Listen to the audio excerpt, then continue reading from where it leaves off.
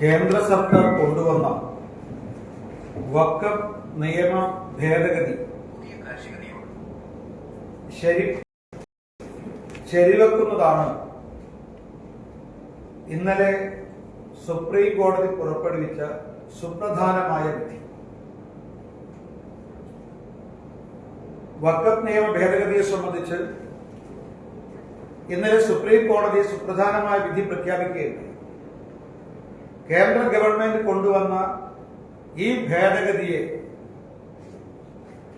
ഏതാണ്ട് പൂർണ്ണമായും ശരിവെക്കുകയാണ് സുപ്രീം കോടതി സുപ്രധാനമായ വിധിയിലൂടെ ചെയ്തിട്ടുള്ളത്. വഖഫ് നിയമ ഭേദഗതി ഭരണഘടനാ വിരുദ്ധമാണ്, മുസ്ലിം വിരുദ്ധമാണ്. അതുകൊണ്ട് ഭേദഗതി പൂർണ്ണമായും തള്ളിക്കളയണം എന്ന കോൺഗ്രസ്, മാർക്സിസ്റ്റ്, വർഗീയ തീവ്രവാദ IMD സഖ്യത്തിന്റെ ആവശ്യം സുപ്രീം കോടതി പൂർണ്ണമായും നിരാകരിച്ചിരിക്കുന്നു. അതുകൊണ്ട് തന്നെ സുപ്രീം കോടതിയുടെ വിധി കേന്ദ്ര സർക്കാരിനെ സംബന്ധിച്ച് വലിയ നേട്ടമാണ്. അതോടൊപ്പം കോൺഗ്രസിനും CPM-നും വർഗീയ തീവ്രവാദ സംഘടനകൾക്കേറ്റ കനത്ത തിരിച്ചടി കൂടിയാണ്. മാത്രമല്ല, ഇന്നലെ ഈ സുപ്രീം കോടതിയുടെ വിധി വന്നതോടുകൂടി കേരളത്തിൽ സജീവമായി നിലനിന്നിരുന്ന മുനമ്പം പ്രശ്നത്തിന്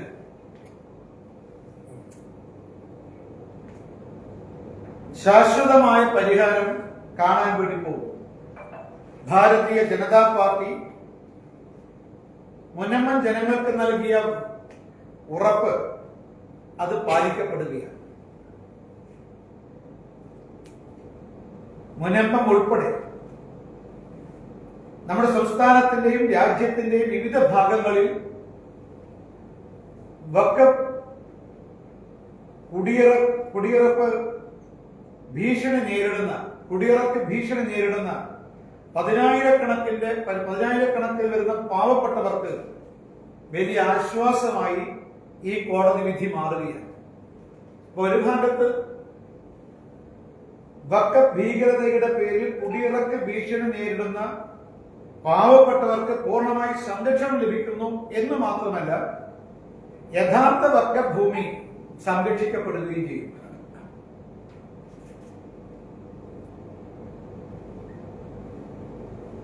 നമുക്കറിയാം, ഏപ്രിൽ മാസം 3-ാം തീയതി ലോകസഭയും 4-ാം തീയതി രാജ്യസഭയും 5-ാം തീയതി നമ്മുടെ രാഷ്ട്രപതി ഏപ്രിൽ 3-ാം തീയതി ലോകസഭയും ഏപ്രിൽ 4-ാം തീയതി രാജ്യസഭയും ഈ നിയമം പാസാക്കുകയുണ്ടായി. തുടർന്ന് 5-ാം തീയതി രാഷ്ട്രപതി ഒപ്പുവെക്കുകയും ചെയ്തതുകൊണ്ട് നിയമമായതാണ്. പിന്നീടാണ് സുപ്രീം കോടതിയിൽ ഈ വിഷയം എത്തുന്നത്. ഈ ഭേദഗതി ആവശ്യമാണ്. അതുപോലെ വഖഫ് നിയമ ഭേദഗതി അനിവാര്യമാണ്. ഇതായിരുന്നു കേന്ദ്ര സർക്കാരിന്റെ നിലപാട്. കോടതി ഏതായാലും ഒരു കാര്യം അംഗീകരിച്ചത്, ഈ ഭേദഗതി ആവശ്യമാണ്, അനിവാര്യമാണ് എന്നുള്ള കേന്ദ്രത്തിന്റെ നിലപാട് പൂർണ്ണമായും അംഗീകരിച്ചിരിക്കുന്നു. അതുകൊണ്ടാണ് ബഹുഭൂരിപക്ഷം, ആ ഭേദഗതിയുടെ ഭൂരിപക്ഷം ഭാഗങ്ങളും കോടതി അംഗീകരിച്ചു കഴിഞ്ഞിട്ടുണ്ട്. ഒരു 2-3 നിർദ്ദേശങ്ങൾ മാത്രമാണ് താൽക്കാലികമായിട്ട് സ്റ്റേ ചെയ്തത്. വീണ്ടും വാദം കേൾക്കുന്ന സമയത്ത് അതും സുപ്രീം കോടതി അംഗീകരിക്കും എന്നുള്ളതാണ് പ്രതീക്ഷിക്കുന്നത്.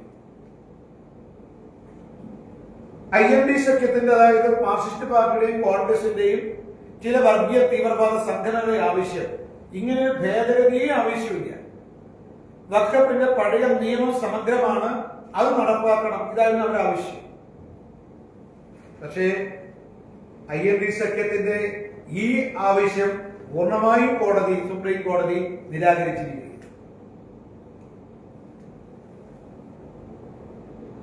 മാത്രമല്ല, ഇത് ഭരണഘടനാ ലംഘനമാണെന്നായിരുന്നു കോൺഗ്രസിന്റെയും CPM-ന്റെയും പ്രധാനപ്പെട്ട ആരോപണം. ഇത് ഭരണഘടനാ വിരുദ്ധമാണ്, മുസ്ലിം വിരുദ്ധമാണ്. ഇതൊന്നും കോടതി ഒരിടത്തും അംഗീകരിച്ചിട്ടില്ല. അതുകൊണ്ടാണ് മാർക്സിസ്റ്റ് പാർട്ടിയും കോൺഗ്രസിനും സമീപകാലത്തേറ്റ ഏറ്റവും വലിയ തിരിച്ചടിയാണ് ഈ വഖഫ് നിയമഗതിയും ഈ വഖഫ് നിയമ ഭേദഗതിയുമായി ബന്ധപ്പെട്ട സുപ്രീം കോടതി വിധി എന്ന് നിസ്സംശയം പറയാൻ സാധിക്കും.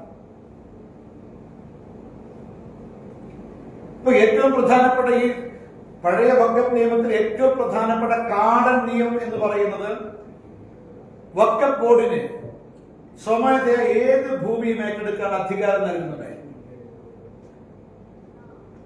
ഏത് ഭൂമിയും നിങ്ങൾ കാലാകാലമായിട്ട് നൂറ്റാണ്ടുകളായിട്ട് തലമുറകളായി താമസിക്കുന്ന നിങ്ങൾ കരമടച്ച് കൈവശം വെക്കുന്ന ഭൂമി വഖഫ് ബോർഡിന് ഇത് തങ്ങളുടെ വഖഫ് ഭൂമിയാണെന്ന് സംശയിക്കുകയാണെങ്കിൽ ഉടൻ തന്നെ അത് ഏറ്റെടുക്കാനുള്ള അമിതമായ അധികാരം പഴയ വഖഫ് നിയമം വഖഫ് ബോർഡ് നൽകുന്നുണ്ടായിരുന്നു.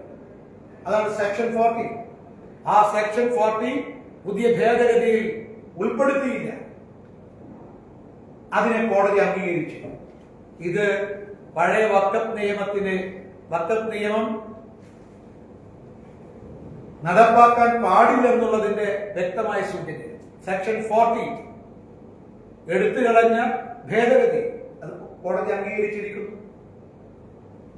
മാത്രമല്ല വഖഫ് ബോർഡിന് ഒരു ഭൂമി വഖഫ് ഭൂമിയാണോ അല്ലയോ എന്ന് തർക്കം വന്നാൽ അന്തിമ വിധി കൽപ്പിക്കേണ്ടത് പഴയ നിയമപ്രകാരം വഖഫ് ബോർഡാണ്. വഖഫ് ബോർഡിന്റെ വിധി അന്തിമം വേറെ എവിടെയും ചോദ്യം ചെയ്യാൻ പറ്റില്ല. പക്ഷെ ഭേദഗതിയിൽ വഖഫ് ബോർഡിന്റെ വിധിക്ക് എതിരായിട്ട് ബന്ധപ്പെട്ട കോടതിയെ അപ്പീൽ കോടതിയെ സമീപിക്കാം. അത് കോടതി അംഗീകരിച്ചിരിക്കുന്നു. പിന്നെ പറഞ്ഞിരിക്കുന്നത് വഖഫ് കൗൺസിലും വഖഫ് ബോർഡിലും അത് സംസ്ഥാനത്തായാലും ദേശീയ തലത്തിലായാലും അമുസ്ലിങ്ങൾ പാടില്ല എന്നുള്ളതായിരുന്നു നേരത്തെ തീരുമാനം. പക്ഷേ അമുസ്ലിങ്ങൾ ആവാം എന്നുള്ള ഭേദഗതി കോടതി അംഗീകരിച്ചിരിക്കുന്നു. അതുകൊണ്ട് ഈ നിയമ ഭേദഗതിയിലെ പ്രസക്തമായ പ്രധാനപ്പെട്ട എല്ലാ നിർദ്ദേശങ്ങളും സുപ്രീം കോടതി അംഗീകരിച്ചിട്ടുണ്ട്. പിന്നെ ഇത് ഈ വിധിയിലൂടെ മുനമ്പം പ്രശ്നത്തിന് ശാശ്വതമായ പരിഹാരം കാണുകയാണ്. ഇപ്പൊ സെക്ഷൻ 40 എടുത്തു മാറ്റിയതും സെക്ഷൻ 2 കൂട്ടിച്ചേർത്തതും കോടതി അംഗീകരിച്ചിട്ടുണ്ട്. ഇപ്പൊ സെക്ഷൻ 40യെ കുറിച്ച് ഞാൻ പറഞ്ഞു. ഈ വഖഫ് ഭൂമിയിൽ വഖഫ് ബോർഡ് ഉടമസ്ഥാവകാശം ഉന്നയിച്ചത് സെക്ഷൻ 40യുടെ പിൻബലത്തിലാണ്. കാരണം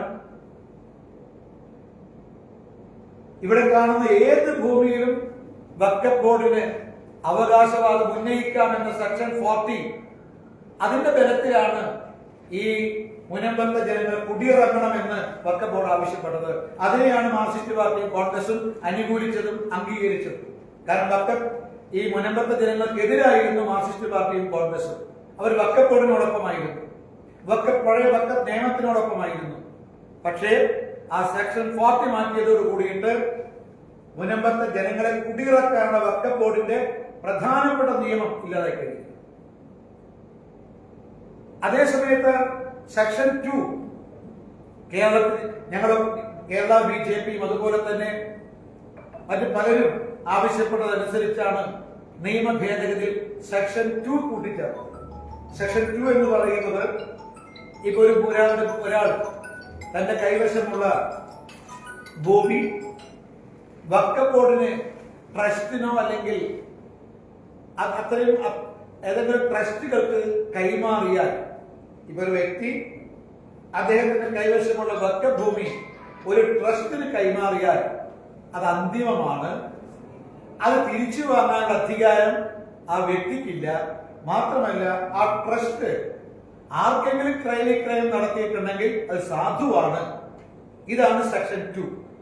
അങ്ങനെയാണെങ്കിൽ നമ്മുടെ ഈ മുനമ്പത്തെ ജനങ്ങൾക്ക് ഈ ഭൂമി നൽകിയിട്ടുള്ളത് നമ്മുടെ ഫറൂഖിലെ ഒരു ട്രസ്റ്റാണ്. അതുകൊണ്ട് ആ ട്രസ്റ്റിന് ഈ ഭൂമി കിട്ടിയത് ഇനി വഖഫ് ഭൂമിയാണെങ്കിൽ തന്നെ അത് തിരിച്ചെടുക്കാൻ സെക്ഷൻ 2 പ്രകാരം അധികാരമില്ല എന്ന് മാത്രമല്ല, സെക്ഷൻ 2 പ്രകാരം ഈ ഫറൂഖ് കോളേജ് ട്രസ്റ്റ് മുനമ്പത്തെ ജനങ്ങൾക്ക് നൽകിയിട്ടുള്ള ഈ ക്രയവിക്രയം സാധുവാണ് എന്ന് ഈ സെക്ഷൻ 2 വ്യക്തമാക്കുക. അതുകൊണ്ട് ഈ നിയമം നിയമത്തിന് ചട്ടങ്ങൾ ഉണ്ടാകുന്നതോട് കൂടിയിട്ട് മുനമ്പത്തെ ഭൂമി പ്രശ്നത്തിന് ശാശ്വതമായ പരിഹാരമുണ്ടാകും. മാത്രമല്ല, ഇക്കാര്യത്തിൽ ഭാരതീയ ജനതാ പാർട്ടി മുനമ്പത്ത് ജനങ്ങൾക്ക് നൽകിയ ഉറപ്പ് 100% പാലിക്കപ്പെടുകയാണ്. ഞങ്ങളൊരു കാര്യം മാർക്സിസ്റ്റ് പാർട്ടിയോടും കോൺഗ്രസിനോടും മുസ്ലിം ലീഗോടും പറയുന്നത്, ഏതായാലും മുനമ്പത്തെ ജനങ്ങളോടൊപ്പമാണ് സുപ്രീം കോടതി എന്നുള്ളത് വ്യക്തമായിരിക്കുകയാണ്. അവർ മാർക്സിസ്റ്റ് പാർട്ടിയും കോൺഗ്രസും അവരെ കുടിയിറക്കാനുള്ള പഴയ നിലപാടിൽ നിന്ന് മാറ്റം വരുത്തി മുനമ്പത്തെ പാവപ്പെട്ട ജനങ്ങളെ അംഗീകരിക്കാൻ തയ്യാറാകണമെന്ന് ഭാരതീയ ജനതാ പാർട്ടി അവരോട് ആവശ്യപ്പെടുകയാണ്.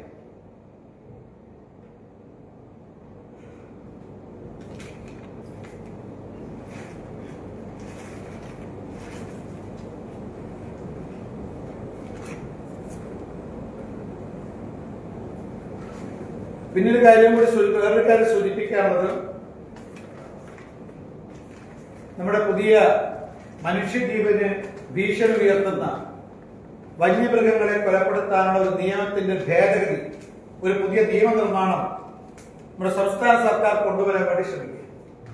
ഇത് കേവലം രാഷ്ട്രീയ തട്ടിപ്പും തെരഞ്ഞെടുപ്പ് മുന്നിൽ കണ്ടുകൊണ്ടുള്ള ഒരു മാർക്സിസ്റ്റ് പാർട്ടിയുടെ അടവ് നയത്തിന്റെ ഭാഗമാണിത്. വനമേഖലയുമായി ബന്ധപ്പെട്ട് ജീവിക്കുന്ന കേരളത്തിലെ 10,000-കണക്കിന് സാധാരണക്കാരുടെ വോട്ട് തട്ടാനുള്ള നിഗൂഢമായ നീക്കമാണ് ഈ പുതിയ നിയമനിർമ്മാണത്തിന്റെ പിന്നിലുള്ളത്. ഇത് യാതൊരു ആത്മാർത്ഥതയും ഇല്ലാതെയാണ് മാർക്സിസ്റ്റ് പാർട്ടിയും LDF-ഉം പിണറായി സർക്കാരും ഈ നീക്കം നടത്തുന്നത്. കാരണം ഈ നിലവിലുള്ള കേന്ദ്ര നിയമം അനുസരിച്ച് മനുഷ്യജീവന് അപകടകരമാകുന്ന വന്യമൃഗങ്ങളെ കൊല്ലാനുള്ള അധികാരം ചീഫ് വൈൽഡ് വാർഡന് കൊടുക്കുന്നത്. നിലവിലെ നിയമപ്രകാരം ചീഫ് വൈൽഡ് വാർഡന്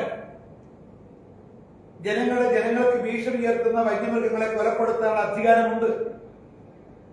അതോടൊപ്പം തന്നെ പന്നികളെ കൊല്ലാൻ പഞ്ചായത്ത് പ്രസിഡന്റിന് അധികാരമുണ്ട്. ഈ നിലവിലുള്ള കേന്ദ്ര നിയമം അനുസരിച്ച് അത് നടപ്പിലാക്കാൻ ഈ സംസ്ഥാന സർക്കാർ തയ്യാറാകുന്നില്ല. നിങ്ങൾ നോക്കി, നിങ്ങൾ എല്ലാവരും കേട്ടിരിക്കും, നിങ്ങൾ മാധ്യമങ്ങളിലൂടെ കണ്ടിരിക്കും, നിങ്ങൾ തന്നെ റിപ്പോർട്ട് ചെയ്തിട്ടുണ്ട്. നിലമ്പൂരിലെ ഉപതെരഞ്ഞെടുപ്പ് നടക്കുന്ന സമയത്ത് ഇപ്പൊ ഞങ്ങളൊക്കെ അവിടെയായിരുന്നു, ഞാനും ഹരിയും ശ്രീകുമാറും ഞങ്ങളൊക്കെ അവിടെ തെരഞ്ഞെടുപ്പ് പ്രവർത്തനത്തിൽ പോയതാണ്. ഏതാണ്ട് 25 പന്നികളെയാണ് അവിടെ ഈ വനം വകുപ്പ് കൊന്നത്. ഏത് നിയമത്തിന്റെ പിൻബലത്തിലായി ഈ പന്നികളൊക്കെ കൊന്നത്? ഇപ്പൊ നിലമ്പൂരിലെ ഉപതെരഞ്ഞെടുപ്പിൽ 25-30 പന്നികളെ കൊല്ലാൻ വനം വകുപ്പിന് സാധിച്ചിട്ടുണ്ടെങ്കിൽ ഇത് എല്ലാ ജില്ലകളിലും നടപ്പാക്കിക്കൂടെ? അതുകൊണ്ട് ഞാൻ സൂചിപ്പിച്ചത്, കേന്ദ്രത്തിലെ നിലവിലുള്ള നിയമം നടപ്പാക്കുകയാണെങ്കിൽ ഈ പ്രശ്നങ്ങൾ പരിഹാരം കണ്ടെത്താൻ സാധിക്കും. ഈ നിയമം നടപ്പാക്കുന്നതിന് പകരം ഒരു പുതിയ നിയമം കൊണ്ടുവന്നു എന്ന് വരുത്തി ഇത് കേന്ദ്രത്തിലേക്ക് അയച്ചാൽ സ്വാഭാവികമായിട്ടും അത് അവിടെ പാസ്സാകാൻ പ്രയാസമാണ് എന്ന് മുൻകൂട്ടി കണ്ടിട്ടാണ് കേന്ദ്ര സർക്കാരിന്റെ തലയിലെ കെട്ടിവെച്ചുകൊണ്ട് രക്ഷപ്പെടാനുള്ള നീക്കമാണ് സംസ്ഥാന സർക്കാർ ശ്രമിക്കുന്നത്. ഞങ്ങൾ പുതിയ നിയമം കൊണ്ടുവന്നിരിക്കുന്നു, കേന്ദ്രം അത് നിരാകരിച്ചിരിക്കുന്നു, അംഗീകരിക്കുന്നില്ല എന്ന് പറഞ്ഞുകൊണ്ട് തെരഞ്ഞെടുപ്പിൽ കേന്ദ്രത്തിന്റെ തലയിൽ എല്ലാം കെട്ടിവെച്ചുകൊണ്ട് പാവപ്പെട്ടവന്റെ വോട്ട് കൗശലപൂർവ്വം കരസ്ഥമാക്കാനുള്ള ഒരു രാഷ്ട്രീയ തട്ടിപ്പാണ് ഈ പുതിയ നിയമനിർമ്മാണം എന്ന് ഭാരതീയ ജനതാ പാർട്ടി ആരോപിക്കുകയാണ്. അതുകൊണ്ട് ഗവൺമെന്റ് ഈ നീക്കത്തിന് പിന്മാറുന്നതാണ്. ഈ നിലവിലുള്ള നിയമം ആത്മാർത്ഥമായി നടപ്പാക്കുക, എന്നാൽ തന്നെ പ്രശ്നങ്ങൾക്ക് പരിഹാരം കാണാൻ സാധിക്കും. ഞങ്ങൾ ഇന്ന് ആലപ്പുഴ ജില്ലയിലെ വിവിധ ഭാഗങ്ങളിലെ സന്ദർശനം നടത്തി. നിങ്ങൾക്ക് എല്ലാവർക്കും അറിയാം, നമ്മളെ ആലപ്പുഴ ജില്ലയില് ദേശീയപാത നിർമ്മാണവുമായി ബന്ധപ്പെട്ട് ചില പ്രശ്നങ്ങൾ നിലനിൽക്കുന്നുണ്ട്. ചില സ്ഥലത്ത് അടിപ്പാത ആവശ്യമാണ്, ചില സ്ഥലങ്ങളിൽ എലിവേറ്റഡ് പാത വേണം എന്ന് ജനങ്ങൾ ആവശ്യപ്പെടുന്നുണ്ട്. ഇങ്ങനെ നിരവധി ആവശ്യങ്ങൾ ഉയർന്നു വന്നിട്ടുണ്ട്. ഒരു കാര്യം നിങ്ങൾ പറയാൻ ആഗ്രഹിക്കുന്നത്, ഈ ആലപ്പുഴയിലെ ദേശീയപാതയിൽ വിവിധ പ്രദേശങ്ങളിൽ ജനങ്ങളുടെ ആവശ്യം അടിപ്പാത വേണം, എലിവേറ്റഡ് പാത വേണം, അങ്ങനെ നിരവധി ആവശ്യങ്ങളുണ്ട്. ഇതൊക്കെ പൂർണ്ണമായും പരിഹരിക്കാൻ സാധിക്കുമായിരുന്നു. പക്ഷേ നമ്മുടെ ഈ ആലപ്പുഴ ജില്ലയെ പ്രതിനിധീകരിക്കുന്ന MLA-മാരുടെയും MP-മാരുടെയും കടുത്ത അനാസ്ഥയാണ് ഈ പ്രശ്നങ്ങൾക്ക് അടിസ്ഥാനപരമായ കാരണമെന്ന് BJP ആരോപിക്കുകയാണ്. മാത്രമല്ല, ഈ ജില്ലയിൽ ഭരണം നടത്തുന്ന മുനിസിപ്പാലിറ്റി, തദ്ദേശം ഉൾപ്പെടെയുള്ള പഞ്ചായത്ത്, മുനിസിപ്പാലിറ്റി, തദ്ദേശ സ്വയംഭരണ സ്ഥാപന ഭാഗത്ത് നിന്നും വലിയ അനാസ്ഥയാണ് ഉണ്ടായിട്ടുള്ളത്. കാരണം നമ്മുടെ ഹൈവേയെ സംബന്ധിച്ച് ഈ പുതിയ ദേശീയപാതയുമായി ബന്ധപ്പെട്ട അലൈൻമെന്റ് ആദ്യം അതിന്റെ കരട് കോപ്പി ലഭിച്ചത് MLA-മാർക്കും MP-മാർക്കും തദ്ദേശ സ്വയംഭരണ സ്ഥാപനങ്ങൾക്കുമാണ്. പക്ഷെ ഇതിനെ സംബന്ധിച്ച് തൊട്ടു നോക്കാൻ പോലും തയ്യാറായില്ല. ഇപ്പൊ റോഡിന്റെ ഈ അലൈൻമെന്റ് അംഗീകരിക്കപ്പെട്ടു, DPR തയ്യാറായി, അതിന്റെ ടെൻഡർ വിളിക്കപ്പെട്ടു, പണി ഏതാണ്ട് 50% പണി പൂർത്തിയാകാൻ പോകുന്നു. ഈ സമയത്താണ് ഇപ്പൊ ജനങ്ങൾക്ക് മനസ്സിലാവുന്നത് തങ്ങൾക്ക് ഞങ്ങളുടെ വഴി യാത്രാ സൗകര്യം നിഷേധിക്കപ്പെടുന്നു, കൂടുതൽ ദൂരം യാത്ര ചെയ്യപ്പെടേണ്ടി വരുന്നു. പാവപ്പെട്ട സാധാരണക്കാർക്ക് ഇപ്പോഴാണ് മനസ്സിലാകുന്നത്. പക്ഷെ ഈ അലൈൻമെന്റ് നേരത്തെ കൈപ്പറ്റിയിട്ടുള്ള MLA-മാർ, MP-മാർ, തദ്ദേശ സ്വയംഭരണ സ്ഥാപനങ്ങൾ ഇവർ മൗനം പാലിച്ചു. ഇവരുടെ കെടുകാര്യസ്ഥതയും ഇവരുടെ കടുത്ത അനാസ്ഥയുമാണ് ഈ പ്രശ്നങ്ങൾ, ഗുരുതരമായ ഈ പ്രശ്നങ്ങൾ നിലനിൽക്കുന്നത്. പക്ഷെ ഏതായാലും ഞങ്ങള് കായംകുളം, അതുപോലെ ഹരിപ്പാട്, അമ്പലപ്പുഴ, പായക്കുളങ്ങര, അതുപോലെ SN കവല, തുറവൂര്, അതുപോലെ തന്നെ ചേർത്തല റെയിൽവേ സ്റ്റേഷൻ സമീപം ഇവിടെയുള്ള അടിപ്പാതയുമായി, ദേശീയപാത നിർമ്മാണവുമായി ബന്ധപ്പെട്ട് അടിപ്പാത, എലിവേറ്റഡ് ഹൈവേ, ഇത്തരം പ്രശ്നങ്ങൾ ജനങ്ങളുമായി നേരിട്ട് സംസാരിക്കാൻ സമ്മതിക്കാനാണ് BJP-യുടെ സംസ്ഥാന പ്രസിഡന്റ് ശ്രീ രാജീവ് ചന്ദ്രശേഖർജിയുടെ നിർദ്ദേശപ്രകാരം ഇന്ന് BJP-യുടെ പ്രതിനിധി സംഘം ഈ പ്രദേശങ്ങളൊക്കെ സന്ദർശിച്ചത്. ഇവിടെ സർവകക്ഷി രാഷ്ട്രീയ നേതാക്കന്മാര്, വിവിധ രാഷ്ട്രീയ നേതാക്കന്മാർ, സന്നദ്ധ സംഘടനകൾ, സാമുദായിക സംഘടനകൾ, ജനകീയ സമിതി, ആക്ഷൻ കൗൺസിൽ, ഇവരുമായിട്ട് ഞങ്ങൾ സംസാരിച്ചു. അവരുടെ നിവേദനം വാങ്ങിയിട്ടുണ്ട്. ഏതായാലും ഈ പ്രശ്നങ്ങൾക്ക് ശാശ്വതമായ പരിഹാരം കാണാനുള്ള ശ്രമം ഭാരതീയ ജനതാ പാർട്ടിയുടെ ഭാഗത്തുണ്ടാകും. ഈ കാര്യത്തെ സംബന്ധിച്ച് ഞങ്ങള് നിതിൻ ഗഡ്കരിയെ കാണാൻ വേണ്ടി പോകുന്നു. BJP സംസ്ഥാന അധ്യക്ഷൻ ശ്രീ രാജീവ് ചന്ദ്രശേഖറും BJP-യുടെ നേതൃത്വവും ബഹുമാനപ്പെട്ട കേന്ദ്രമന്ത്രി നിതിൻ ഗഡ്കരിയുമായിട്ട് ഇക്കാര്യത്തെ കുറിച്ച് ഒന്നാംഘട്ട ചർച്ച പൂർത്തീകരിച്ചിട്ടുണ്ട്. ഡൽഹിയിലെ നാഷണൽ ഹൈവേയുമായി ബന്ധപ്പെട്ട ഉന്നത ഉദ്യോഗസ്ഥന്മാരുമായിട്ട് ഈ വിഷയം ചർച്ച ചെയ്തിട്ടുണ്ട്. ഇതിന്റെ തുടർ ചർച്ച ഇനി തിരുവനന്തപുരത്തും ഡൽഹിയിലും നടക്കാൻ വേണ്ടി പോകുന്നു. ഞങ്ങളുടെ ഭാഗത്ത് നിന്ന് ഈ പ്രശ്നം പരിഹരിക്കാനുള്ള പരമാവധി ശ്രമങ്ങൾ ഞങ്ങളുടെ ഭാഗത്തുണ്ടാകും എന്നുള്ളതാണ് ഇക്കാര്യത്തെ കുറിച്ച് സൂചിപ്പിക്കാനുള്ളത്. പായൽക്കുളങ്ങര അവിടെ അടിപ്പാത വേണമെന്ന് ആവശ്യപ്പെട്ടുകൊണ്ട് 2 വൃദ്ധ മാതാക്കളുടെ നേതൃത്വത്തിൽ, അവിടെ ജനകീയ സമിതിയുടെ നേതൃത്വത്തിൽ 293 ദിവസമായി അവര് സമരം നടത്തുകയാണ്. സ്വാഭാവികമായിട്ടും ഈ സമരം ആ സമരത്തിൽ ഉയർത്തിപ്പിടിക്കുന്ന ആവശ്യങ്ങളിൽ എല്ലാം തന്നെ തികച്ചും ന്യായമാണ്. അതുകൊണ്ടാണ് ഇന്ന് അത്തരം കേന്ദ്രങ്ങൾ, സ്ഥലങ്ങൾ സന്ദർശിക്കാൻ BJP-യുടെ പ്രതിനിധി സംഘം തയ്യാറായത്. ഈ പരിഹാരം കാണാനുള്ള ശ്രമം ഭാരതീയ ജനതാ പാർട്ടിയുടെ ഭാഗത്തുണ്ട്.